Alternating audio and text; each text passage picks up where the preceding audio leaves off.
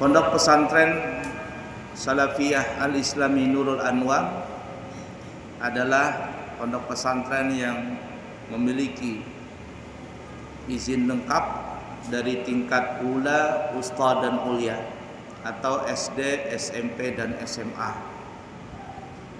Dan kami sudah siap menerima pendaftaran santri baru baik dari SD, SMP dan SMA, dan kami terima putra dan putri juga kami terima dari umur 7 tahun. Bagi santri yang kepingin pulang pergi, maka santri tersebut digratiskan, dan bagi yang menginap maka akan mengikuti peraturan dan tata tertib yang ada di pesantren. Oleh karena itu, siapa tahu para jemaah mempunyai anak putra dan putri yang kepingin belajar di pesantren kami, baik tingkat SD, SMP dan SMA, maka kami siap menerima, karena pesantren kami adalah pesantren yang bisa mengeluarkan ijazah resmi dari pemerintah kita dan diakui oleh lembaga pendidikan baik di luar negeri ataupun di dalam negeri. Dan beberapa santri kami sudah ada yang kuliah di luar negeri, terutama di negara Tarim, Yaman. Dan intinya kami siap menerima santri baru. Kemudian juga kami membuka pendaftaran umrah keberangkatan tanggal 24 Maret 2026 atau setelah Hari Raya Idul Fitri di bulan Syawal. Perjalanan selama 12 hari. Biaya umrah adalah sebesar Rp29.700.000. Sekali lagi, siapa yang kepingin berumrah di bulan Syawal setelah Hari Raya Idul Fitri keberangkatan 24 Maret 2026, maka kami membuka pendaftaran umrah perjalanan 12 hari, biayanya Rp29.700.000. Dan juga siapa yang kepingin berumrah di bulan Ramadan, kami juga membuka layanan umrah bulan Ramadan, 1 bulan full Ramadan dengan harga Rp35.900.000.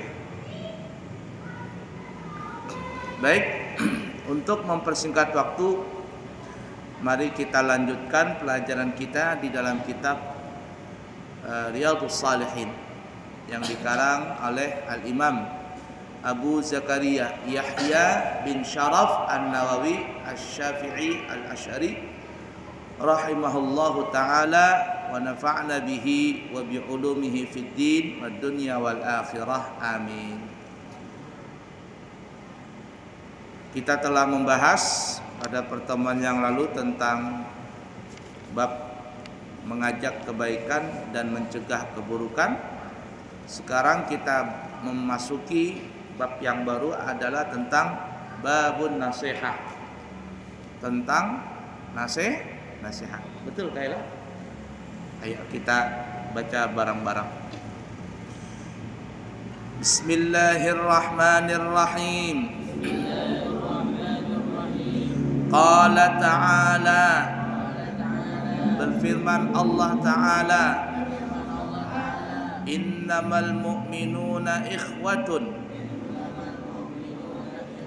sesungguhnya orang-orang beriman itu adalah bersaudara. Surah ke-49 Al-Hujurat ayat 10. Di dalam menceritakan tentang cara dakwah Nabi Nuh, Allah Ta'ala juga berfirman, wa ansahu lakum, yang artinya dan aku, berkata Nabi Nuh, memberi nasihat kepada kalian semua. Surah Al-A'raf surah ke-7 ayat 62. Wa ana lakum nasihun amin. Dan aku, berkata Nabi Hud, hanyalah pemberi nasihat yang terpercaya bagi kamu sekalian. Surah ke-7 Al-A'raf ayat 68. Nah, ini menerangkan tentang nasihat. Nasihat itu penting. Kalau orang masih memberikan nasihat kepada kita, berarti orang itu masih mengharapkan kita menjadi orang baik. Tapi terkadang orang yang menerima nasihat ini mau lapang dada menerimanya, tetapi ada juga orang yang keras hati tidak mau terima nasihat. Orang yang keras hati tidak mau terima nasihat itu adalah orang-orang yang dijauhkan dari hidayah Allah. Artinya orang tersebut belum dibukakan hatinya oleh Allah untuk menerima nasihat.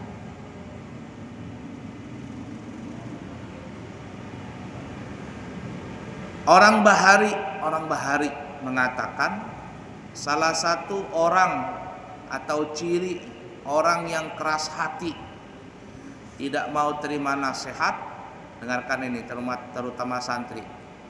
Orang Bahari mengatakan salah satu ciri tanda orang itu keras hati tidak mau terima nasihat adalah orang yang suka tidurnya bertiarap.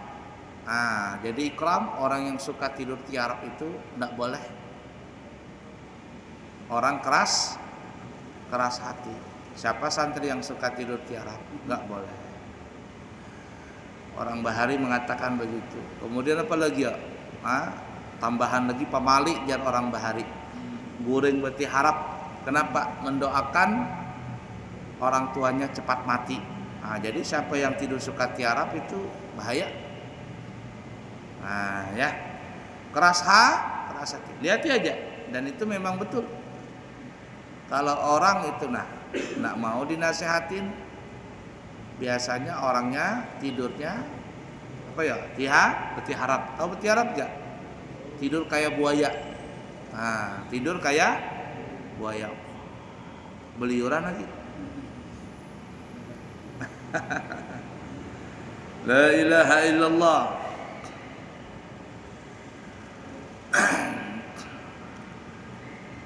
Hadis yang pertama, an Abi Ruqayyah Tamimi ibni Ausi Ad-Dariyi radhiyallahu ta'ala anhu anna an-nabiyya sallallahu alaihi wasallam qala ad-dinu an-nasihah. Qulna liman? Qala lillahi wa li kitabihi wa li rasulihi wa li a'immatil muslimina wa ammatihim. Rawahu Muslim.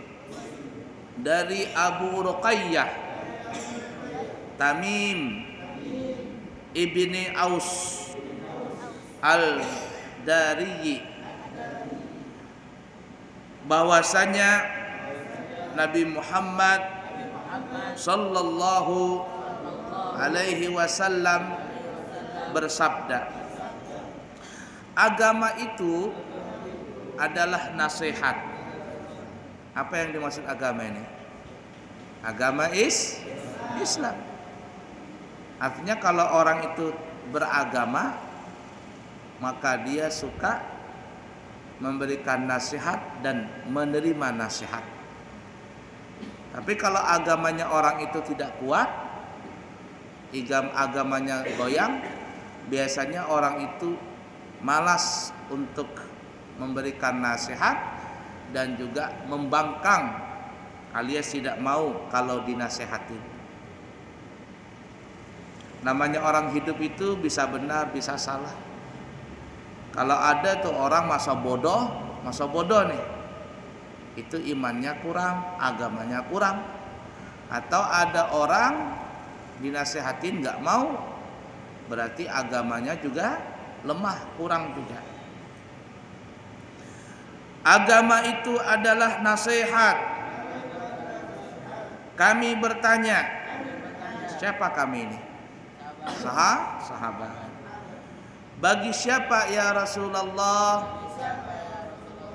Beliau menjawab, bagi Allah, kitabnya, rasulnya, pemimpin-pemimpin umat Islam, dan umat Islam pada umumnya.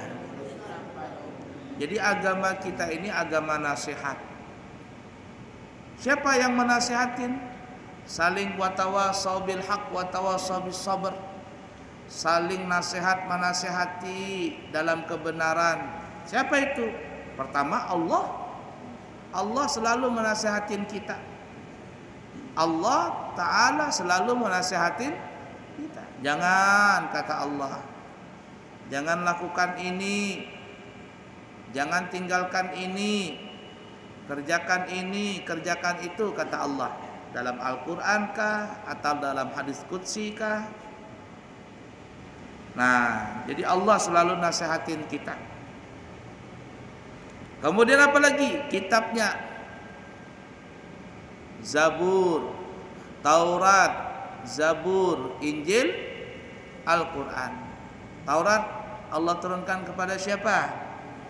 Nabi Musa. Taurat itu bahasanya bahasa Ibrani. Bahasa Ibrani, Yahudi.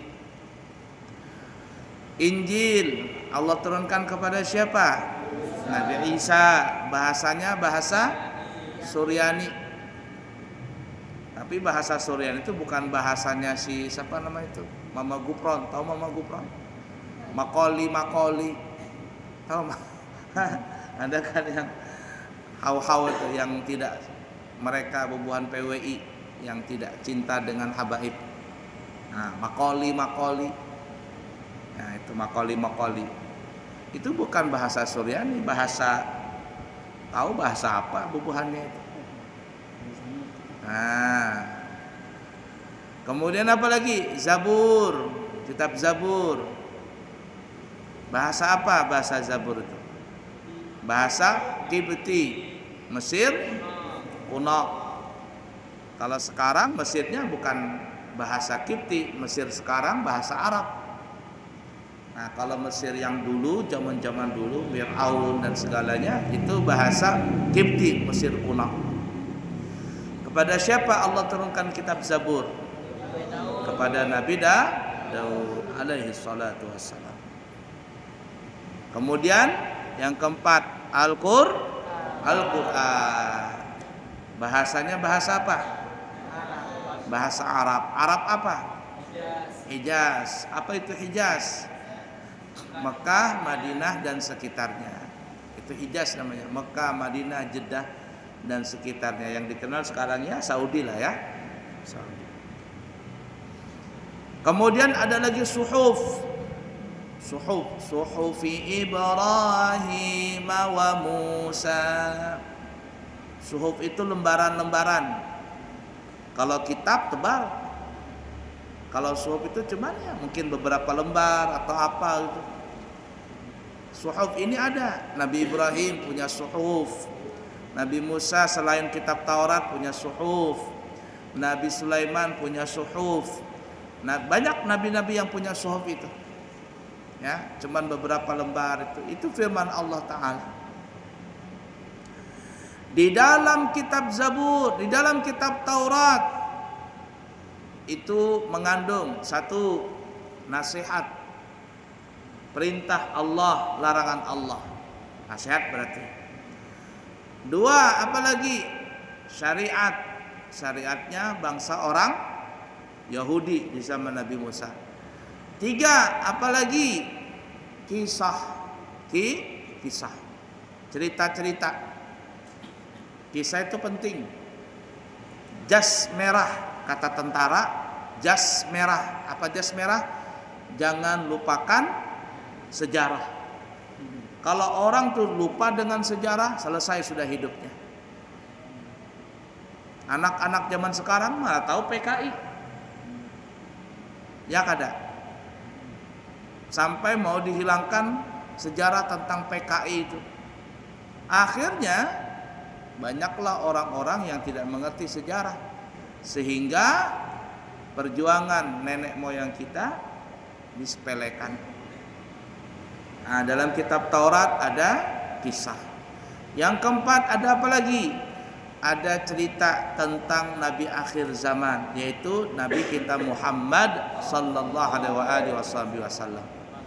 Sehingga disebutkan orang-orang Yahudi mereka lebih kenal kepada Nabi Muhammad sallallahu alaihi wasallam walaupun mereka belum pernah mengenal, belum pernah melihat dan bertemu dengan Nabi Muhammad.